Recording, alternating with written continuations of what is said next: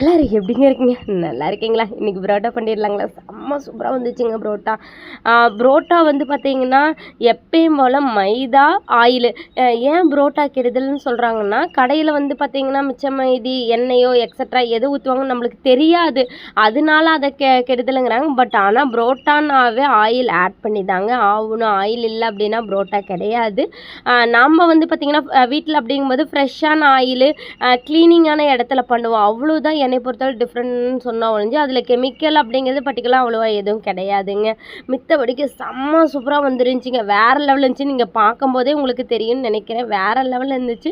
எனக்கு அப்படியே அந்த பபுள்ஸ் எல்லாம் ஃபார்ம் ஆவி, பரவாயில்லையே நம்ம மாவு நல்லா பண்ணிக்கிறோம் அப்படிங்கிற மாரி தான் இருந்துச்சு. வேற லெவல்ல இருந்துச்சுங்க. நானும் எடுத்து வச்சு இன்னைக்கு நைட்டுக்கு நாங்க வந்து பார்த்தீங்கன்னா, டின்னர் புரோட்டா தாங்க.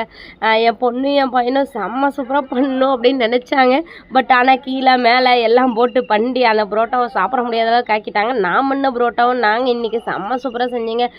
இது வந்து எங்க வீட்டு தோசை கல்லுல தாங்க போட்டு எடுத்தோம். செம்ம சூப்பரா இருந்துச்சு. நீங்க பார்த்தீங்கன்னா தெரியும் அந்த பபுள்ஸ் எல்லாம் வந்துச்சு. அதுக்குள்ளே என் பையன் வந்து ஏதோ துணி துவைக்கிற மாரி அந்த மாவு போட்டு துவன்னு துவைச்சிக்கிட்டு இருந்தான் இடையில. உங்களுக்கும் இந்த மாரி புரோட்டா வேணும்னா நம்ம டிடிகே கார்ட்ட மறக்காம ஃபாலோ பண்ணுங்க. புரோட்டாலாம் பண்ணி கொடுக்க முடியாதுங்க என்னால.